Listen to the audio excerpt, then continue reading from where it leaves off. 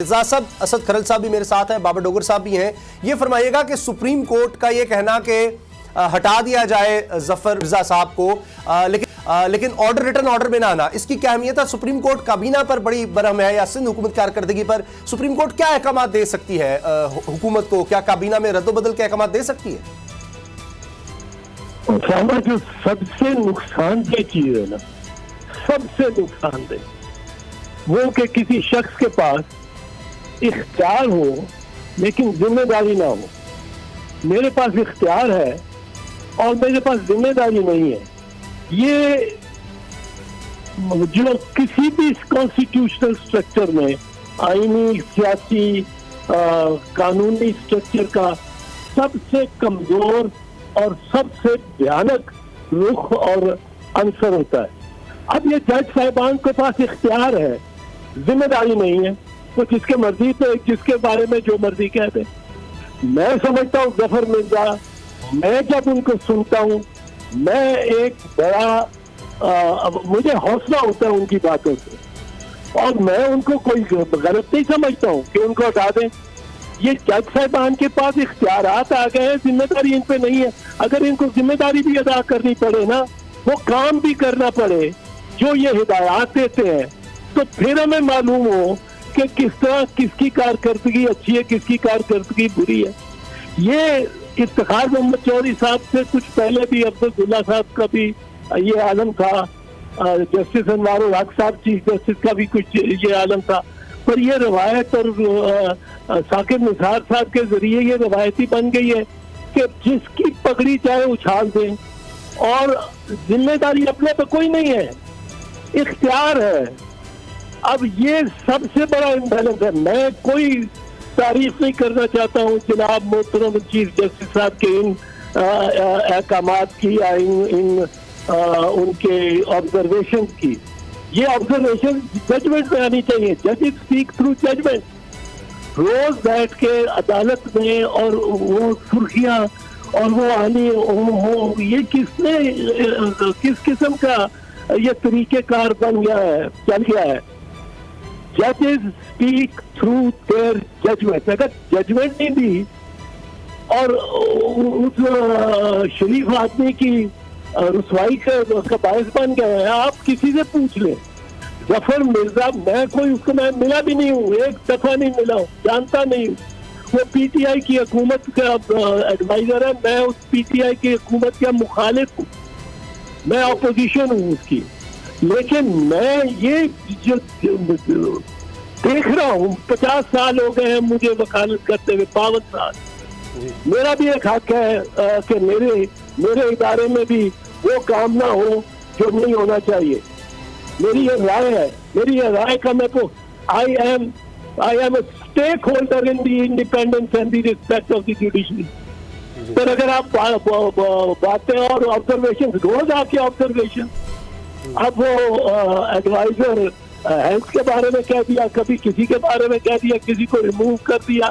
وہ M G کتنے remove کیے افتخار محمد چودھری صاحب نے, انہوں نے چیئرمین نیب کتنے ریموو کیے. کون سا بہتر ان کے سے آ گیا یا ہوا؟ وہ ایس ایم ایک تھے, ان کو ریموو کیا, فصیح بخاری کو ریموو کیا, خبر نہیں کس کو. صاحب جو چیف جسٹس, سابق chief justice Sindh high court سے, یہ ان کا اختیار نہیں ہے یہ باتیں کرے. آبزرویشن ان کو ہٹانے کا کہہ دیا, لیکن ان رائٹنگ کچھ بھی نہیں ہے. تو یہ گورنمنٹ پہ کتنا بائنڈنگ ہے اور اس کی آئینی اور قانونی حیثیت کیا ہے؟ یہ بالکل بائنڈنگ نہیں ہے. اگر انہوں نے آبزرویشن دے دیا, آبزرویشن دینے سے کیا جس کو چاہے ہٹا دیں. اور یہ ہوتا بھی یہ رہا ہے کہ عدالت کہہ دیتی رہی ہے. یہ میرے ساتھ کئی دفعہ ہوا ہے, میں نے دیکھا ہے. عدالت نے ایک دن کہا یہ کر دو, دوسرے دن وہ پٹیشن لے کے بندہ پہنچ گیا ان کے سامنے کہ جہاں مجھے آپ نے ہٹا دیا, تو آپ فرماتے ہم نے تو کوئی نہیں ہٹایا.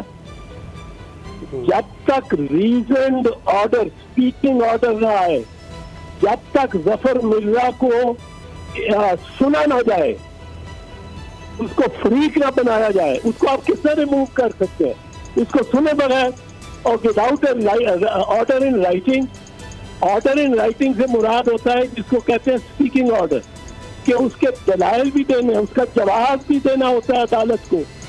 अदालत सारी एक सेक्शन अफसर से तो जवाब मांगती है कि तुमने अगर नोट लिखा है तो जवाब क्यों नहीं लिखा। एक सेक्रेटरी से तो जवाब मांगती है, खुद क्यों नहीं जवाब देने, खुद जवाब दें, ऑर्डर लिखें, उसको फरीक बनाएं, उसको वकील देने का, वकील करने का मौका दें, वो वकील लेके पेश हो। ये सियासतदानों के साथ और ब्यूरोक्रेट के साथ आम हो गया अब कि वो काम नहीं कर रहा, वो काम कराची वाले काम नहीं कर रहे, लाहौर वाले नहीं काम कर रहे, ये नहीं कर रहा, वो नहीं, जो महकमा सामने आता है उनको उनकी झाड़ पोंछ शुरू कर देते हैं। अच्छा एतजाज साहब, आज की जो समाअत है उसमें बड़ी सीरियस चीजें ऑब्जर्वेशन की हद तक आई हैं, कुछ ऑर्डर में भी आई होंगी, यकीनन मैंने पूरा नहीं पढ़ा, कि एक तो वफाकी हुकूमत की जो कैबिनेट का साइज है उसके ऊपर बड़ा क्रिटिसिज्म किया है कि जनाब इतनी ज्यादा फौज जफर मौज है, क्या मतलब, यानी वजीर आजम जो है कैबिनेट, नंबर ऑफ कैबिनेट्स के ऊपर, और दूसरा सिंध हुकूमत के हवाले से उनके 8 अरब रुपया का राशन जो तकसीम हुआ है लेकिन किसी के पास पैसे नहीं पहुंचे। अब ये दो बड़ी सीरियस ऑब्जर्वेशन समझ लें, चार्जशीट समझ लें कि पाकिस्तान की सबसे बड़ी अदालत यानी वफाकी हुकूमत की कैबिनेट के ऊपर, वजीर आजम की कारकर्दगी और उनके रोल के ऊपर, और सिंध हुकूमत के ऊपर, तो इसको आप किस नजर से देखते हैं आज की जो समाअत है? खैर साहब, बड़ी अच्छी बात आपने की है, बहुत अच्छी, दोनों आपने मौजूद बातें की हैं दोनों। पहली ये कि कैबिनेट का साइज अब लिमिट हो गया कॉन्स्टिट्यूशन के तहत। कॉन्स्टिट्यूशन के 18वीं तरमीम के बाद काबीना का साइज एक, मुझे ये ज़हन में नहीं है, पर 24 या 28 या कितने से ज्यादा काबीना के मेंबर नहीं हो सकते। वो पॉलिटिकल असिस्टेंस आप उससे ज्यादा लगा सकते हैं। अब अगर काबीना का साइज बढ़ गया है तो अदालत के सामने एक मुकदमा आना चाहिए, कोई पिटीशन करे, को आप पिटीशन करें, आप बड़ी मौजू टू द पॉइंट पिटीशन करते हैं, आप फर्ज करो पिटीशन की हो, वहाँ हुकूमत को बुला के, अटॉर्नी जनरल को बुला के पूछा जाए कि भाई ये एक आइन कहती है ये इतनी काबीना होनी चाहिए, आपने ज्यादा कर लिए, और फिर मौका दिया जाए प्राइम मिनिस्टर दो वजीरों को फारिग कर दे या जो भी करे, ये उसका काम है। ठीक है, ये तो काबीना के साइज के लिए हुकूमत को आप यूं ही उनकी झाड़ पोंछ नहीं कर सकते इन पब्लिक जब तक उनको सुना ना जाए। बिल्कुल सही। दूसरी आपने बात जो की है जी, वो 8 अरब रुपया कहाँ चला गया? 8 अरब रुपए पहले तो खबर नहीं 8 अरब रुपए खर्च हुए कि नहीं हुए। आपके पास कोई अकाउंटेंसी की रिपोर्ट आई है? आपके पास कोई वो रकम की वसूली की का सबूत आया है? सही। आपने कोई उस पे फॉरेंसिक ऑडिट किया है? जी जी, यूं ही कह देना कि जी 8 अरब रुपया आया है और किधर गया है, यानी शायद लोगों के पास गया ही हो राशन के तौर पर, मुझे तो नहीं पता। क्या कोरोना कयामत की निशानी है? क्या दज्जाल की आमद हो चुकी है? मसाजिद का खाली हो जाना, तवाफ का रुक जाना, कहीं दुनिया अपने इख्तिताम पे तो नहीं? या अल्लाह मदद। ऐसे और भी कई सवालात जो हर जहन पे सवार हैं। बोल ने या अल्लाह मदद ट्रांसमिशन से उठाया ऐसा कदम जो अक्ल से बालातर सवालात हल करेगा।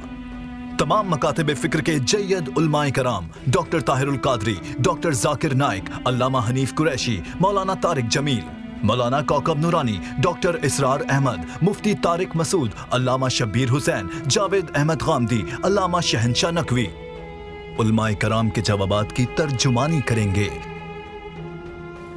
बोल के मायानाज एंकर्स, बोल की स्पेशल ट्रांसमिशन या अल्लाह मदद, रोजाना शाम 5:30 बजे पाकिस्तान के नंबर 1 एंटरटेनमेंट चैनल सिर्फ बोल एंटरटेनमेंट पर।